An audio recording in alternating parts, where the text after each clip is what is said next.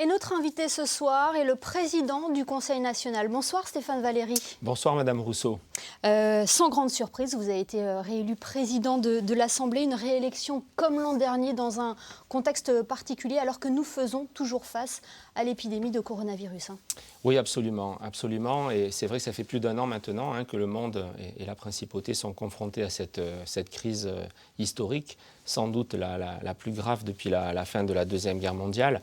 C'est pourquoi, donc, il y a plus d'1 an, j'ai proposé à l'ensemble des conseils nationaux de travailler dans l'Union nationale. J'ai proposé d'associer les élus minoritaires totalement à la réflexion de l'Assemblée. Lorsque le prince a créé ce comité mixte de suivi de crise où 5 élus représentent le Conseil national aux côtés du gouvernement pour lui faire les meilleures propositions possibles pour gérer cette crise. J'ai proposé donc aux deux listes minoritaires d'avoir un siège chacune. C'est fait donc depuis maintenant plus d'1 an. Et voilà, et on le voit, c'est la bonne méthode. Je crois que quand on voit ce qui se passe parfois ailleurs dans de grands pays, et de grandes cacophonies et des oppositions partisanes, je crois que là aussi Monaco montre l'exemple. Nous travaillons donc tous ensemble pour le bien commun et je crois que les résultats sont là, incontestablement. Monaco s'en sort mieux que d'autres pays. Voilà, j'allais revenir justement sur ce fameux comité mixte. C'est sur ce schéma-là qu'il faut poursuivre pour justement évoquer cette relance, cette sortie de crise. Absolument, absolument. Et c'est vrai que la force des propositions du Conseil national, elle est d'autant plus entendue, je le disais, que nous sommes unanimes. On a vu cette unanimité hier soir dans le vote, et j'en remercie mes 23 collègues, puisque j'ai été réélu président du Conseil à l'unanimité de tous les élus, de toutes les conseillères nationales et les conseillers nationaux. On l'a vu dans le vote de notre résolution pour que Monaco soit un modèle de sortie de crise. Et ces échanges, grâce au prince souverain, donc depuis plus d'1 an, dans ce comité mixte, sont d'autant plus entendus que nous les portons évidemment de manière unanime. C'est le rôle du Conseil national. C'est pour ça d'ailleurs que notre monarchie constitutionnelle, elle est moderne, elle fonctionne bien et elle a le soutien de la population. C'est vrai que nos deux institutions, Conseil national et gouvernement, ne sont pas de même nature. Nous sommes là parfois pour réfléchir aussi des décisions du gouvernement quand elles ne vont pas suffisamment dans le sens des besoins et des attentes de la population. Et je dois dire que le climat est très constructif depuis une année grâce à ce comité mixte. On travaille sans polémique. Il y a des débats. Il y en aura encore. Alors on me dit, mais donc ça veut dire cette entente entre le gouvernement et le Conseil au sein des institutions, est-ce qu'elle va signifier l'uniformité, l'absence de débat? Non, non, bien sûr que non. Nous sommes de nature différente. Le gouvernement est choisi par le prince, le Conseil national est élu par le peuple monégasque. Nous continuerons, nous, à apporter des propositions. La crise est évolutive, donc il faut s'adapter sans cesse. Il y aura encore des débats, mais toujours dans le respect des personnes, dans le respect des prérogatives de chacun. Et je dois le dire, c'est l'état d'esprit qui anime notamment le ministre d'État Pierre Dartout et moi-même. Nous ne voulons pas de polémique.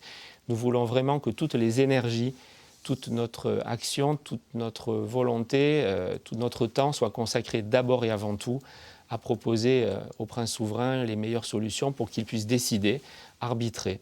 Et je voudrais lui rendre hommage parce que c'est toujours plus facile pour une petite nation de suivre les décisions des grandes nations, si on ne veut pas être critiqué, si on ne veut pas être sous le feu des projecteurs.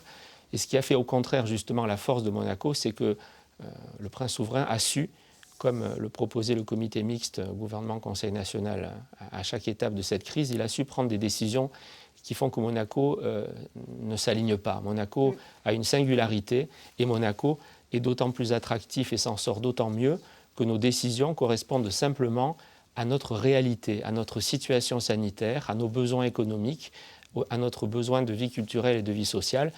Donc voilà, je crois que c'est vraiment la clé de cette année. C'est que si nous nous en sortons mieux que d'autres, c'est que nous ne suivons pas systématiquement des décisions qui ne seraient pas justifiées en principauté. C'est ce qui fait la force de Monaco, cette singularité.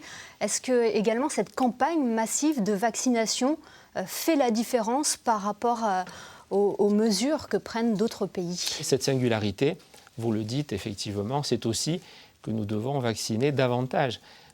Nous sommes aujourd'hui déjà sans doute parmi les pays qui ont le plus vacciné leur population. On doit être à peu près aujourd'hui à 30% des résidents donc, qui ont pu se faire vacciner. Je crois que tous les résidents qui se sont fait vacciner sont unanimes pour dire qu'on a vraiment un modèle de vaccination en principauté.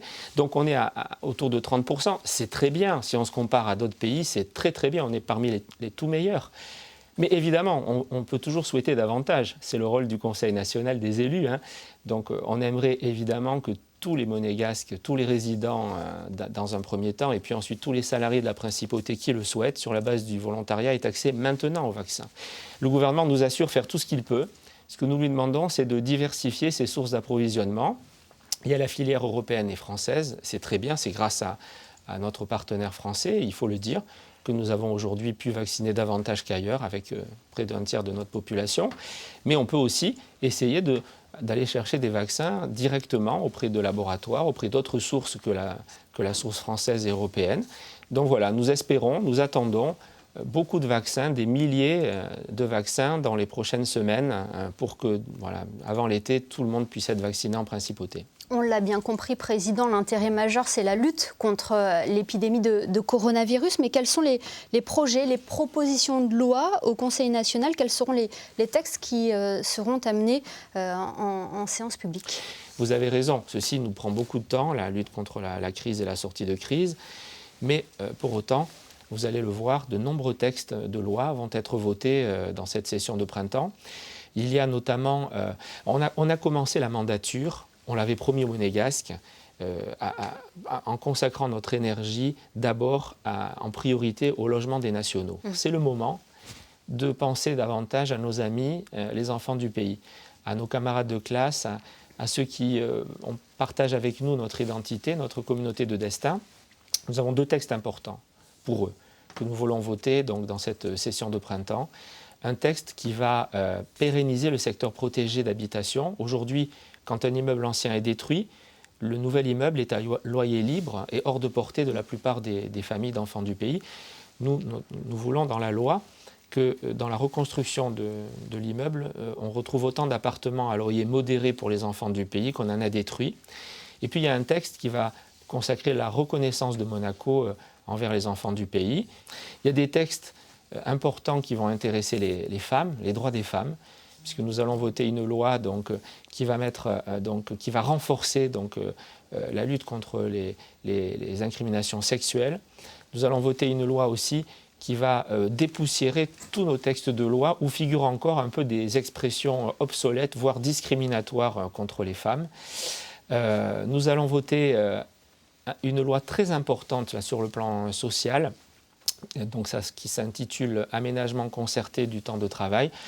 Nous allons rendre l'aménagement durable, et pas seulement sur une année, mais on pourra pérenniser ce texte. Voilà, beaucoup d'autres textes encore. Je citerai peut-être une proposition de loi qui nous tient à cœur sur les marchands de biens, qui va réglementer cette profession, mais surtout qui va permettre d'accroître de près de 20 millions d'euros les recettes de l'État, car cette profession, aujourd'hui, bénéficie d'avantages, à notre avis, beaucoup trop importants par rapport au paiement des droits de mutation. Il y a encore beaucoup d'autres textes qui vont être étudiés, mais il y en a un qui me tient encore particulièrement à cœur parce qu'il relève un peu du même état d'esprit dont on parlait en début de cet entretien, celui de l'unité de notre communauté pour le bien commun. C'est un texte qui vise à créer une allocation compensatoire de loyer pour les propriétaires, notamment les petits propriétaires du secteur protégé. Il ne faut pas opposer les propriétaires aux locataires. Et c'est vrai que depuis la fin de la Deuxième Guerre mondiale, l'État fait jouer aux propriétaires du secteur ancien, dit protégé, un rôle social qui n'est pas le leur, qui ne doit pas être le leur en tout cas. Donc nous allons voter une loi qui va permettre de compenser la perte de loyer. Donc on demande à ces propriétaires de loger les monégasques et de plus en plus, ça sera des enfants du pays, puisque les monégasques seront plutôt dans le secteur domanial, qui est encore plus attractif. Et donc, il est normal, si on demande à ces propriétaires d'avoir un loyer modéré pour leurs locataires enfants du pays, il est normal que l'État compense cela. C'est l'objet de ce projet de loi, donc j'espère que nous pourrons voter d'ici la fin de la session de printemps, à la fin du mois de juin. Dernière question, Président, vous nous avez déjà en partie répondu, mais est-ce qu'on peut rester encore ambitieux dans le contexte actuel? Mais on doit être ambitieux et il faut garder l'optimisme. Alors bien sûr, on dépend aussi de l'immunité collective dans le monde. Donc il faut souhaiter, et on le voit autour de nous, que tous les pays fassent le même effort pour vacciner massivement la population. Donc je pense, oui, que le pire est derrière nous, je le pense vraiment.